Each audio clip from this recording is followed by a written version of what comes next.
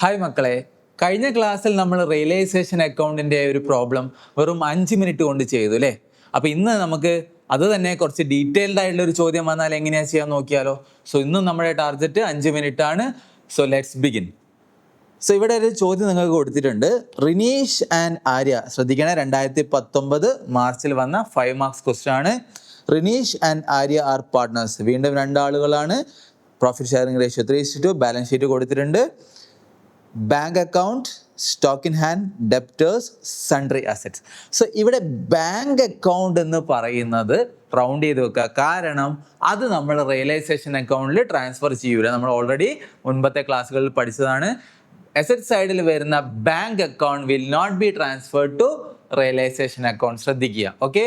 അത് സെപ്പറേറ്റ് ആയിട്ട് ഒരു അക്കൗണ്ട് ആയിട്ട് നമ്മൾ 8 മാർക്ക് ക്വസ്റ്റ്യൻസ് നമ്മൾ വരയ്ക്കുന്നതായിരിക്കും. സോ ശ്രദ്ധിക്കുക, ലെഫ്റ്റ് സൈഡിൽ ആകെ ഒരേ ഒരു ലാബിലിറ്റി ആണ് വന്നിരിക്കുന്നത്. ഏതാണ്? Creditors. It will be transferred to realisation account. Partners capital balances, so Renish and ആര്യയുടെ ബാലൻസ് അവിടെ കൊടുത്തിട്ടുണ്ട്.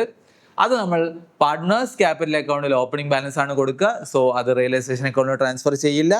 റിസർവ് ഫണ്ടും, റിസർവ്സ് ആർക്ക് അവകാശപ്പെട്ടതാണ്? പാർട്ട്നേഴ്സിന് അവകാശപ്പെട്ടതാണ്. അത് നമ്മൾ എങ്ങോട്ടേക്ക് ട്രാൻസ്ഫർ ചെയ്യില്ല? റിയലൈസേഷനിലേക്ക് ട്രാൻസ്ഫർ ചെയ്യില്ല.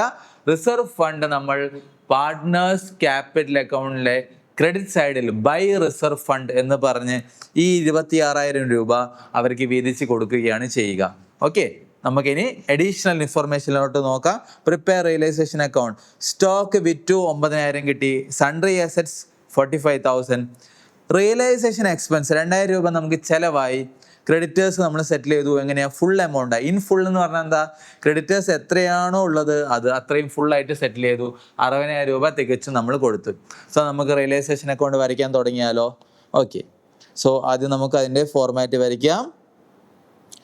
നമ്മൾ കഴിഞ്ഞ ക്ലാസ്സിൽ പറഞ്ഞ പോലെ തന്നെ it is just like any other ledger account. Realisation account is just like any other ledger account. So amount column, yes, okay, perfect. Realisation account തുടങ്ങിയാലോ? ഓക്കെ, നമുക്കറിയാം അസറ്റ് സൈഡിൽ, അതായത് ബാലൻസ് ഷീറ്റിൽ റൈറ്റ് സൈഡിൽ വരുന്ന ഐറ്റംസ് ഒക്കെ റിയലൈസേഷൻ അക്കൗണ്ട് ലെഫ്റ്റ് സൈഡിലാണ് വരിക.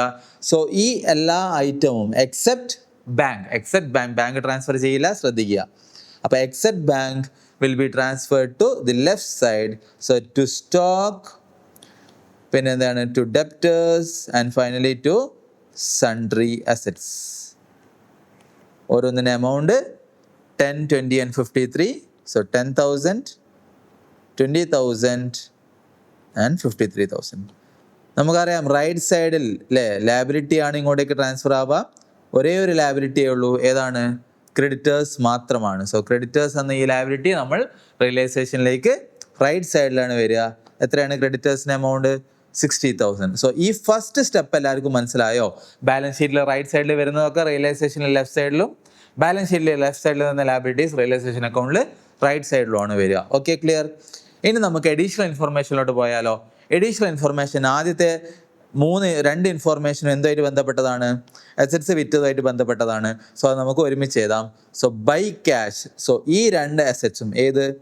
ബൈ സ്റ്റോക്കും ബൈ സൺട്രി അസറ്റ്സും, ഇത് രണ്ടും വിറ്റു. വിറ്റ രൂപ ബൈ ക്യാഷ് എത്ര രൂപയ്ക്കാണ് വിറ്റത്? 9,000 and 45,000. So 9,000 plus 45,000 which is equal to 54,000. Okay, ഡെപ്റ്റേഴ്സിനെ കുറിച്ച് ഒന്നും പറയുന്നില്ല. ഡെപ്റ്റേഴ്സിനെ കുറിച്ച് ഒന്നും പറഞ്ഞില്ലെങ്കിൽ നിങ്ങൾക്ക് 2 രീതിയിൽ അസ്യൂം ചെയ്യാം. ഒന്നിക്കൽ അതേ ബുക്ക് വാല്യൂ തന്നെ അത് നമ്മൾക്ക് ലഭിച്ചു, അതായത് അതേ ബുക്ക് വാല്യൂ തന്നെ റിയലൈസ് ചെയ്യുന്ന അസ്യൂം ചെയ്യാം. അല്ലെങ്കിൽ അത് ബാഡ് ഡെപ്റ്റ് കിട്ടാക്കടമാണെന്നും അസ്യൂം ചെയ്യാം. 2 രീതിയിൽ അസ്യൂം ചെയ്താൽ നിങ്ങൾക്ക് മാർക്ക് കിട്ടും. സോ നമ്മളിവിടെ ഫോളോ ചെയ്യുന്ന ഒരു രീതി എന്താണെന്ന് വെച്ചാൽ, ഡെപ്റ്റേഴ്സ് ഒരു എമൗണ്ട് അവർ പറഞ്ഞിട്ടില്ലെങ്കിൽ എന്താണോ ബുക്ക് വാല്യൂ അത് റിയലൈസ് ചെയ്തെന്ന് അസ്യൂം ചെയ്യുക. സോ ബൈ ക്യാഷ്, ഇത് ഏതിനെ കുറിച്ചാണ്? ഡെപ്റ്റേഴ്സ് ആണ്. സോ ഡെപ്റ്റേഴ്സ് ഞാനിവിടെ സെപ്പറേറ്റ് ആയിട്ട് എഴുതിയിട്ടുണ്ട് നോട്ട് ചെയ്യാൻ വേണ്ടിയിട്ട്. സോ ബൈ ക്യാഷ് എത്ര രൂപയാണ്? എന്താണോ അതിൻ്റെ ബുക്ക് വാല്യൂ എത്രയാണ്? Yes, book value is 20,000. So 20,000 അതെന്ത് ചെയ്തു? റിയലൈസ് ചെയ്യുക. അത് വേണമെങ്കിൽ നിങ്ങൾക്ക് ഇതിൻ്റെ കൂടെ കൂട്ടിയിട്ടും ഏതാണ് കേട്ടോ. So it can be added to 54 + 20 എന്നുകൊണ്ട് 74 ഒരുമിച്ച് ബൈ ക്യാഷ് എഴുതാം. ഓക്കെ, ഇനി ഇവിടെ ക്രെഡിറ്റേഴ്സിന്റെ കാര്യം എന്തേ ഉണ്ടല്ലോ അല്ലെ. Creditors paid in full amount കൊടുത്തു എന്നാണ് പറയുന്നത്. സോ ഡെപ്റ്റേഴ്സ് ഇവിടെ കഴിഞ്ഞു. So creditors paid in full. So to cash ബ്രാക്കറ്റിൽ എഴുതാം ക്രെഡിറ്റേഴ്സ്. എത്ര രൂപയാണ് ക്രെഡിറ്റേഴ്സ്? 60,000 രൂപയാണ്. So 60,000 is paid. ഓക്കെ ആണല്ലോ, പെർഫെക്റ്റ്. അടുത്തത് realisation expense met ₹2,000. Realisation expense meet ചെയ്തിരിക്കുന്നത് 2,000 രൂപയ്ക്കാണ്. സോ എക്സ്പെൻസ് എന്നാൽ നമുക്ക് ചിലവാണ്. സോ ടു ക്യാഷ് ബ്രാക്കറ്റിൽ എഴുതാം റിയലൈസേഷൻ എക്സ്പെൻസ് എത്ര രൂപയാണ്? 2,000 രൂപയാണ്. സപ്പോസ് ഈ റിയലൈസേഷൻ എക്സ്പെൻസ് ഒരു പാർട്ട്ണറാണ് മീറ്റ് ചെയ്തെങ്കിലോ നമ്മൾ ആ പാർട്ട്ണറുടെ ടു ക്യാഷ് എന്നതിന് പകരം ആ പാർട്ട്ണറുടെ ക്യാപിറ്റൽ അക്കൗണ്ട് ഇവിടെ എന്ത് ചെയ്യും? ടു ഇന്ന പാർട്ട്നേഴ്സ് ക്യാപിറ്റൽ അക്കൗണ്ട് കൊണ്ട് നമ്മൾ എഴുതും. ഓക്കെ, സോ എല്ലാം നമ്മളവിടെ ഫിനിഷ് ചെയ്തല്ലോ. അസറ്റ്സ് ഒക്കെ കഴിഞ്ഞു, അഡീഷണൽ ഇൻഫർമേഷനും കഴിഞ്ഞു. ഇനി നമുക്ക് എന്ത് ചെയ്യാം? Final step balancing. So first step book values മൊത്തം ട്രാൻസ്ഫർ ചെയ്യുക. സെക്കൻഡ് സ്റ്റെപ്പ് അഡീഷണൽ ഇൻഫർമേഷനുള്ള അസറ്റ്സും ലാബിലിറ്റീസിനെയും റിയലൈസ് ചെയ്തതും സെറ്റിൽ ചെയ്തതും എഴുതാം. ആൻഡ് ഫൈനലി റിയലൈസേഷൻ എക്സ്പെൻസ് പോലത്തെ എന്തെങ്കിലും ഇൻഫർമേഷൻ ഉണ്ടെങ്കിൽ അതും റെക്കോർഡ് ചെയ്യുക. And the third and the last step എന്താണ്? ബാലൻസ് ചെയ്യുക.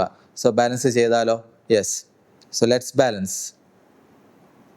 ഇവിടെ ലെഫ്റ്റ് സൈഡാണ് കൂടുതൽ. So 10 + 20 is 30 + 53 is 83 + 60 is 143 + 2,000 is 1,45,000. അത് തന്നെ ഇപ്പുറത്ത് എഴുതാം. റൈറ്റ് സൈഡിൽ 60 + 20 is 80 + 54 is 1,34,000. അത് 1,45,000 എന്ന് കുറച്ച് കഴിഞ്ഞാൽ the balance is 11,000 which is distributed to 2 പേരുണ്ട്, റിനീഷും ഉണ്ട് ആര്യയുണ്ട്. So by Rinish and by Arya's capital account.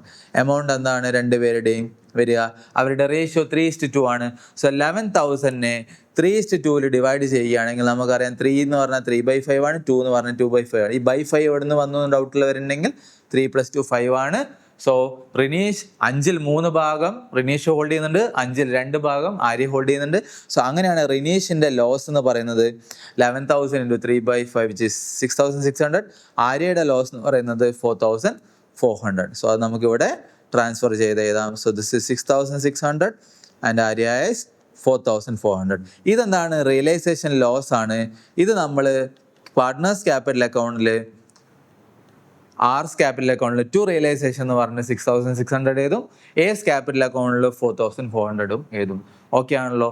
So 5 മാർക്സിന്റെ മറ്റൊരു ചോദ്യം ഇവിടെ ഫിനിഷ് ചെയ്തിരിക്കുകയാണ്. സോ എല്ലാവർക്കും ഇനി വളരെ എളുപ്പത്തിൽ പബ്ലിക് പരീക്ഷയ്ക്ക് ഈ 5 മാർക്സ് സ്കോർ ചെയ്യാൻ സാധിക്കട്ടെ. സോ നമുക്കിനി വീണ്ടും കുറച്ചും കൂടി ഡീറ്റെയിൽഡ് ആയിട്ടുള്ള ചോദ്യവുമായി അടുത്ത ക്ലാസ്സിൽ കാണാം. Till then bye bye.